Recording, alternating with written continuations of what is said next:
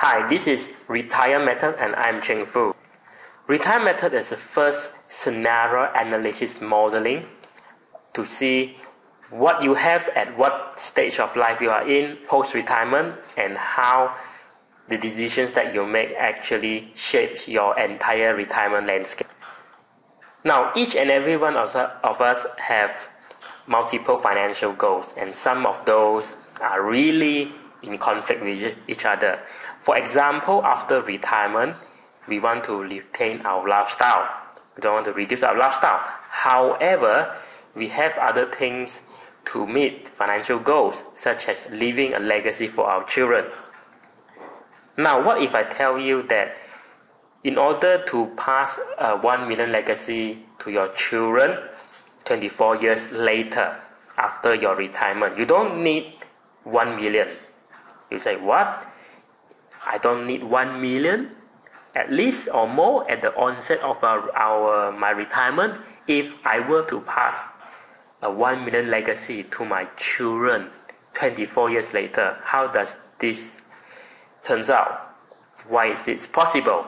Well, the thing that we should know is, first thing is sustainable spending of our retirement fund post-retirement. That's the first. And secondly is actually reinvested all our investment return back to our investment assets that generates compounding return year after year. Now, first, you would have determined that your first year monthly expenses of about 2,000 for a month, let's say, and then that will amount to about 28,000 a year. Now, you could withdraw this lump sum at the beginning of the year or every month, but it should have been allocated at the beginning of the year. Now, like I say, the objective is to retain your retirement lifestyle, and we can solve this by factoring in an inflation rate, which you could adjust. Now, with an inflation rate of assumed 3.2% and a post-retirement investment rate return of 6%, you can actually use this formula to find the present value of annual expenses of 28,000 for a period of 24 years, assuming 24 years is your life expectancy after retirement, and we use an inflation adjusted rate or real rate of return, that is the real investment rate net of the inflation rate. That is why we call that inflation adjusted return. So we will get a figure of about 500,000 over here. Now, 500,000 over here, we need to actually plus this with additional capital required at the age of 55 to generate a 1 million legacy for your children. Now, I want you to look at this retirement timeline, as in you no longer actually says that you need 1 million at the onset of your retirement. You says that you need to leave 1 million of legacy to your children 24 years later after you retire. So what needs to happen here? Of course, you need a lump sum amount. Okay, you know the lump sum amount that continuously invested for a 6% return, our assumption over here, to actually covers to take care of this 1 million legacy that you're going to leave to your children, on top of a lump sum amount of your retirement expenses, which we have already covered over here, which is 500,000. So this is what it's about. So this is just using a very simple time value of money formula in Excel, which is you find the present value of this 1 million ringgit legacy at the end of your life, okay, for the next 24 years, and then assuming this is the return that you are going to get about 6% return per annum, which is quite reasonable, 6%, okay, without taking too high of a risk. Now, after you get this value of about 250,000, so you add these two up together, and you get about like slightly more than $750,000, and this is the exact value that you need at the onset of your retirement to actually achieve a few of your financial goals, to take care of them. First being that you can actually retain your lifestyle, and then retain your lifestyle means keeping up with the inflation rate. That is first. And the second thing you can do is to actually leave a 1 million legacy to your children 24 years later after you and your spouse actually pass away. So if I were to just tell you that, okay, you might not actually get the picture. So I want to make a point here, is that seeing is believing, and this entire system is actually to help you to see year by year how much that is spent, how much that is left, exactly how much at what year, and when you're at what age.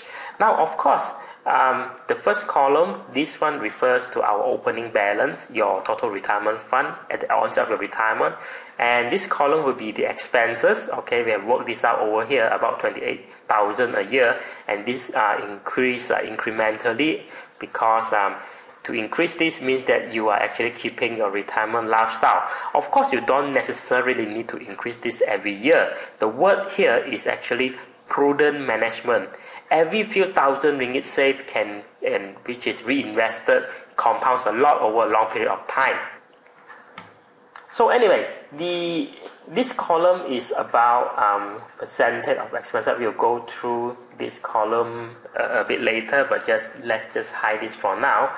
The other column that is of interest is that this is what investment asset balance after withdrawal. It means that your balance after withdraw, this amount which allocated at the beginning of the year, you have this balance, and this balance will be invested for 6% return, and this is your 6% return in absolute amount, and this return is actually reinvested into your balance, so you have a closing balance of about 779, which is more than your starting balance, which is still very, very good. And this whole system, okay, it just runs year by year. Actually, if you have this Excel sheet, I'm dying to show this to you. It's the fact that it makes sense that after 24 years, when you and your spouse or whoever survives who at the age of 79 years old, you would have about like a legacy balance of about 1 million ringgit left to your children. So that actually having this system actually helps you to see what year by year, what are the balance, what are the investment return that helps you predict your whole retirement landscape in the financial sense. Now, of course, if you were to live way longer than that, let's say you live way up to 100 years old. So up to 100 years old, you can see over here after you are like 79, like just what we have shown over here, your balance is actually dropping already. It drops, and then if you happen to be live until 100 years old, you wouldn't have enough. You would have a deficit at this point of time. So this retirement scenario analysis is that with this whole landscape laid out in front of your eyes, you can actually make some adjustment in yourself to see how this turns out. Let's say, for example, at 59 years old, okay, if you expect yourself to live until 100 years old, and 100 years old you don't have any money left anymore, at 59 years old you can actually say that, okay, if I were to reduce my expenses, okay, to 300 a month, which amounts to, okay, not 300 a month, which amounts to 2,001 a month, and that amounts to about 25,000 a year. So you key in this, okay, let's say you key in this, and you asking me like, hey, how am I going to reduce this amount, okay, to about 300 per month? Well, 300 per month is certainly doable if you want to retain your expenses, and if you're in KL or what, you move to a place with a lower standard of living with the expenses like Cameron or Langkawi. So it's certainly possible, and you just make one small adjustment over here, okay, move, let's say, from KL to Langkawi or the places where the expenses are lower, okay, but you still retain your retirement standard of living. So, and then we also continue to increase incrementally from here. You should turn out just by making one small adjustment at this year, and it means a huge difference over here, because at the end of 100 years old, you would have a positive balance of about 2 million ringgit still left over, probably to pass down to your children. Again, I want to stress that this system actually enables you to see your whole retirement landscape, and if you don't have this, you will fail to see the impact of just reducing your monthly expenses by 300 and increase your inflation rate incrementally from there on to actually sustain your spending. Now, bear in mind, of course, this is just a nominal inflation rate of 3.2% that we assume over here. It's not your personal inflation rate. Personal inflation rate refers to choices that we consciously make in order to increase our lifestyle. Like you get an increment, then you choose to change to a bigger car, then of course your inflation rate, personal inflation rate will be much higher.